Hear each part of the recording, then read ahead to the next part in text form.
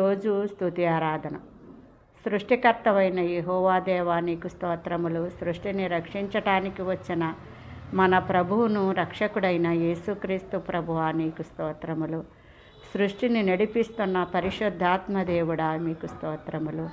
తండ్రి, కుమార, పరిశుద్ధాత్మ నామములో ఉన్న త్రియేక దేవుడవైన యేసుక్రీస్తు ప్రభువా నీకు స్తోత్రములు.